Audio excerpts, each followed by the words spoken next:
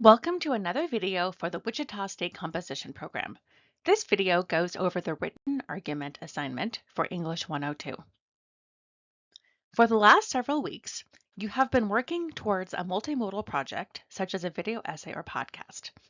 This assignment asks you to create a written version of your argument, which will serve as a foundation for your multimodal project. For most students, this assignment will take the form of an argumentative essay. If you are interested in creating a different kind of written argument, check with your instructor. Your written argument should persuade your audience to agree with your response to a rhetorical problem. You will need to convince them of at least two things. One, that the rhetorical problem you've identified needs to be resolved, and two, that your proposed solutions will resolve it. To present a compelling argument, you will probably need to overcome objections and counterarguments to these points. Your audience may need to be convinced that the problem matters and needs to be solved, or your audience may need to be convinced that your solutions are preferable to other solutions. Think of your audience as skeptical but open to persuasion. They need solid evidence and arguments to be persuaded to agree with you. You can also assume that your audience is not an expert on your topic. They may be familiar with the general conversation surrounding a topic, but they will not be familiar with all of the sources you discuss. You will need to introduce your sources and explain why they are trustworthy. Your written argument should be 6 to 8 full pages. This page requirement does not include the works cited page. It should discuss at least 5 sources. Draw on what we've learned in class to evaluate the credibility of sources. Reference works like dictionaries and encyclopedias do not count towards this minimum. Since your assignment will probably be formatted as an essay, your tone should be professional and your writing should be free of errors. However, you may use the personal eye to distinguish your positions and proposals from other writers' ideas. Use your outline as an initial guide for your written argument. However, don't be afraid to adjust and refine your ideas or organization as you move through the writing process.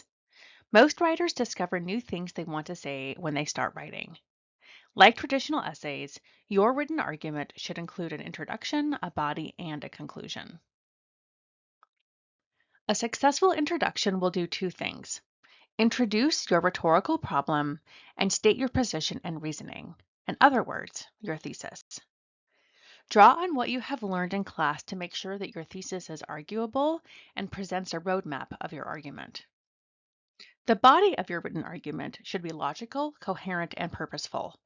Each body paragraph should have a topic sentence that states the main point of the paragraph, evidence and/or arguments that support the main point, and an explanation of how the evidence and arguments support the main point. Paragraphs should be connected with logical transitions. A successful conclusion will restate your thesis and new words and remind your reader of your main points. Approach your conclusion as a final opportunity to convince your reader of your position. Your assignment should follow MLA format, including 1-inch margins on the top, bottom, and sides of each page, double-spaced 12-point Times New Roman font, a heading in the upper left corner of the first page that includes your name, your instructor's name, the course, and the date, a heading in the top right corner of each page with your last name and the page number, and a title at the top of the first page. You should also include MLA-style parenthetical citations for any quotations or paraphrases, and an MLA-style works page that lists all the sources you discuss in your paper. If you have any questions about MLA style, consult the Purdue OWL or Excelsior OWL, or email your instructor. Submit your assignment as a Word document or a PDF to Blackboard. See the sample assignment on Blackboard for an example. Remember that assignments written for other courses, including English 101 or other sections of English 102, are not permitted. Your assignment should be written for this section of English 102. Thank you for watching this video. Please email your instructor if you have any questions about this assignment.